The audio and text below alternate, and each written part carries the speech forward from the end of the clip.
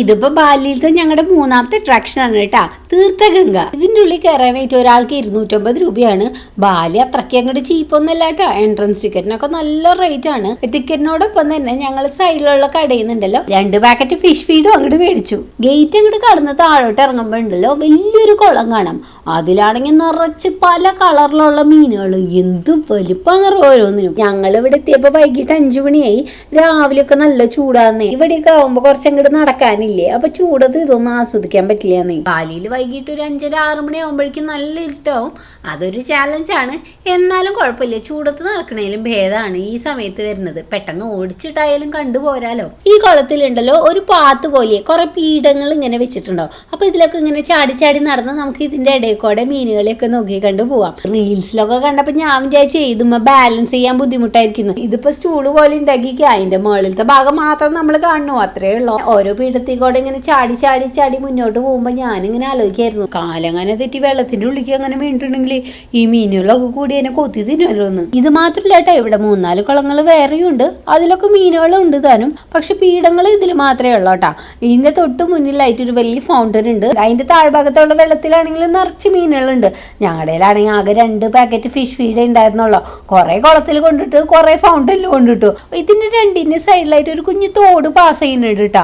അവിടെ ഇറന്നിട്ട മീനുകളുടെ വേറൊരു പ്രവാഹം.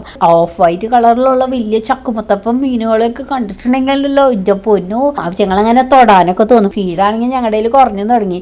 ഇതങ്ങോട്ട് ഇട്ട് കൊടുത്തിട്ടുണ്ടെങ്കിൽ ഉണ്ടല്ലോ ഈ മീനുകളൊക്കെ ഉണ്ടല്ലോ കുണുങ്ങി കുണുങ്ങി നമ്മുടെ അടുത്തേക്ക് അങ്ങോട്ട് വരും. ആ സീൻ കാണാനേ ഒരു 1.5 ചന്തം തന്നെയാണ്. ഇനി ഇവിടെ വേറെ എന്തൊക്കെയാ കാണാനുള്ളതെന്ന് നോക്കാൻ വേണ്ടിച്ച് ഞങ്ങൾ കുറച്ചൊന്ന് മുന്നേക്ക് നടന്നു നോക്കി. വഴിയുടെ 2 സൈഡിലായിട്ട് രൗദ്രഭാവത്തിലുള്ള 2 പ്രതിമകൾ ഉണ്ടാക്കി വെച്ചിട്ടുണ്ട് കേട്ടോ. ചില റൗണ്ട് അബൌട്ട്സിൽ ഗാർഡന്റെ എൻട്രൻസിന്റെ അവിടെ ടെമ്പിളിന്റെ ഉള്ളില് അവിടെയൊക്കെ ഇങ്ങനത്തെ ഭാവത്തിലുള്ള പ്രതിമകൾ കാണാട്ടോ. ബാലനീസ് കൾച്ചറിന്റെ ഭാഗമായിരിക്കാം. എന്നാൽ ഈ പ്രതിമകളിലൊന്നും ഇവര് പൂജിക്കുന്നത് ഞാൻ കണ്ടിട്ടില്ല. വഴി നേരെ ഇങ്ങോട്ട് നടന്നു പോകുമ്പോഴുണ്ടല്ലോ കൊത്തുപണികളിലൊക്കെ ഉള്ള ഒരു ബാലനീസ് ഗേറ്റ് കാണാം. ഇവിടുന്ന് ഞങ്ങളുണ്ടല്ലോ എല്ലാരും കയറി ഫോട്ടോ എടുക്കുന്ന ഒരു ബ്രിഡ്ജ് ഉണ്ട്.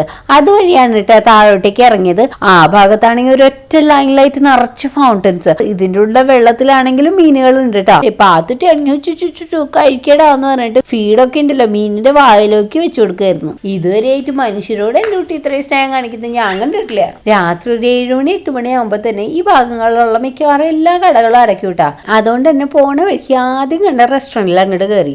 നമ്മുടെ നാട്ടിലെ മാതിരി വലിയ വലിയ കടകളൊന്നുമല്ല കേട്ടാ. ശരിക്കും പറഞ്ഞാൽ ഇന്ത്യയിലത്തെ നോർത്ത് ഈസ്റ്റ് ഭാഗം എങ്ങനെയാണോ അതുപോലെയാണ് കേട്ടോ ഏകദേശം ബാലി. വൃത്തിയുടെ കാര്യത്തിലല്ല, അത് മാറ്റി വെക്കാം. പാത്തുട്ടിക്ക് വലിയ വെറൈറ്റി ആയിട്ടുള്ള ഡിഷസ് ഒന്നല്ല ഓർഡർ ചെയ്തത്. പണ്ടത്തെ പോലെ തന്നെ ഹോട്ട് ഓറഞ്ചും പിന്നെ ഒരു ഫ്രൈഡ് റൈസും. ഇത് ഫുള്ള് അവള് കഴിക്കാത്തതുകൊണ്ട് തന്നെ ബാക്കി ഏട്ടൻ കഴിച്ചോളാന്ന് പറഞ്ഞു. ഞങ്ങൾക്ക് കുടിക്കാനായിട്ട് ഇവരുടെ ഒരു സോഡ പറഞ്ഞു. പിന്നെ റൈസ് വിത്ത് ചിക്കൻ ഫ്രൈ. നമ്മുടെ നാട്ടിലൊക്കെ സോഡ ചില്ലി കുപ്പിയിലല്ല കിട്ടുക.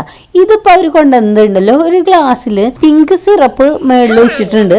പിന്നെ താഴെ വേറെ എന്തോ കട്ടിയിൽ വെച്ചിട്ടുണ്ട്. കുറെ ഐസ് ഇട്ടിട്ടുണ്ട്.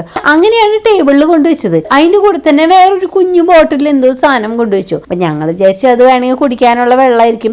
നമ്മുടെ നാട്ടിലൊക്കെ റെസ്റ്റോറൻറ്റ്സിൽ പോയിട്ടുണ്ടെങ്കിൽ കുപ്പിവെള്ളം കൊണ്ടുവയ്ക്കുമല്ലോ. അത് പൊട്ടിച്ച് അങ്ങനെ കുടിച്ചിട്ടുണ്ടെങ്കിൽ എക്സ്ട്രാ കാശും കൊടുക്കണല്ലോ. അതുകൊണ്ട് തന്നെ ഞങ്ങളത് തൊട്ടില്ല. ഞങ്ങൾ ഈ കൊണ്ടുവച്ച ഗ്ലാസ്സിലത്തെ പിങ്ക് സിറപ്പ് അത് ഫുള്ളും കുടിച്ചു. നല്ല ടേസ്റ്റ് ഉണ്ടായിട്ടോ. പിന്നെ താഴോട്ട് ഇവർ ഒഴിച്ചിരിക്കുന്നത് മിൽക്ക് മെയ്ഡ് ആയിരുന്നു കേട്ടോ.